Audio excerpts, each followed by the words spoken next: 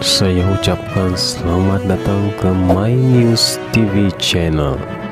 Sebelum kita meneruskan video ini, sila pertimbangkan untuk like dan subscribe channel ini.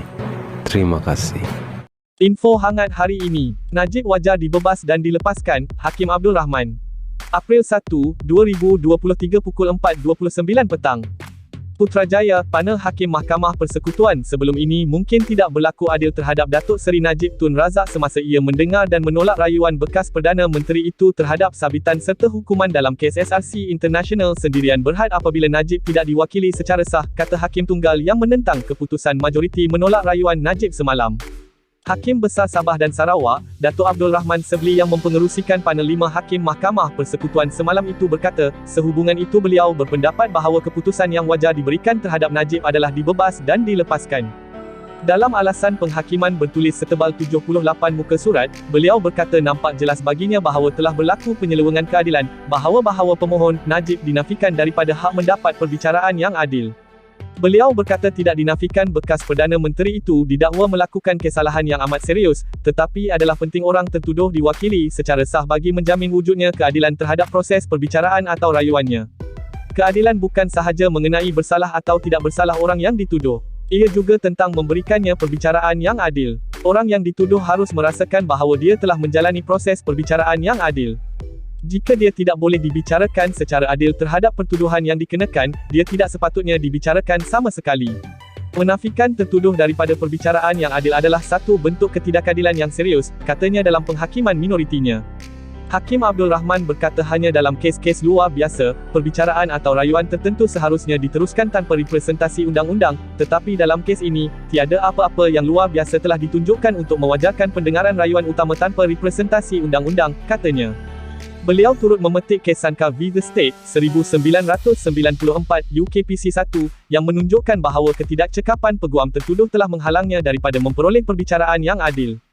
Hakim itu berkata dalam kes berkenaan, Lord Wolf dalam menyampaikan penghakiman Privy Council berkata, dalam keadaan melampau yang menyaksikan defendan dinafikan daripada perbicaraan yang adil, maka walaupun peguam belanya sendiri yang bertanggungjawab terhadap apa yang telah berlaku, Mahkamah Rayuan mungkin perlu membatalkan sabitan itu dan akan berbuat demikian jika didapati berlaku ketidakadilan.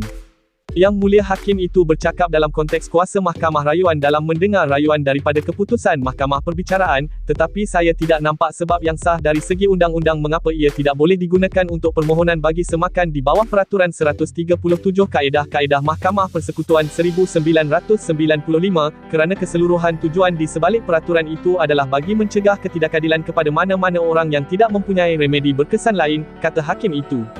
Beliau berkata demikian sebagai merujuk kepada permohonan Najib untuk menyemak keputusan panel Mahkamah Persekutuan sebelum ini yang mengekalkan sabitan dan hukuman penjara 12 tahun serta denda kerana penyelewengan RM42 juta dana SRC International. Dalam penghakiman majoriti 4-1, 4 hakim yang menolak permohonan bekas Perdana Menteri itu ialah Hakim Mahkamah Persekutuan Datuk Vernon Ong Lam Kiat, Datuk Rodzariah Bujang dan Datuk Nordin Hassan dan Hakim Mahkamah Rayuan Datuk Abu Bakar Jais. Hakim Abdul Rahman seterusnya berkata panel terdahulu juga tersilap apabila menghalang Datuk Hisham Teh Pohtek daripada menarik diri daripada bertindak sebagai peguam bela Najib. Oleh itu, dari segi undang-undang pemohon tidak mempunyai representasi undang-undang apabila rayuannya didengar dan ditolak pada 23 Ogos tahun lepas. Ia juga merupakan fakta yang tidak dipertikaikan bahawa ini adalah kali pertama pemohon menukar peguam cara dan peguam bela sejak perbicaraannya bermula di Mahkamah Tinggi pada 3 April 2019, kata hakim itu. Tambahnya, rekod Najib tidak menunjukkan bahawa beliau mempunyai tabiat menukar peguam, apatah lagi menukar peguam bagi tujuan melengahkan prosiding, justru pemohon tidak boleh dipersalahkan kerana mendengar nasihat peguamnya.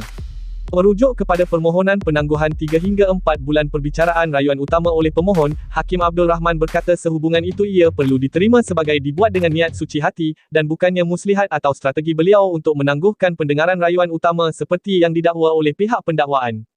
Apa yang penting perlu diambil perhatian secara keseluruhan ialah tiada dakwaan, terbukti atau sebaliknya, bahawa penangguhan 3 hingga 4 bulan adalah satu muslihat atau strategi oleh pemohon bagi menangguhkan pendengaran rayuan utama, katanya.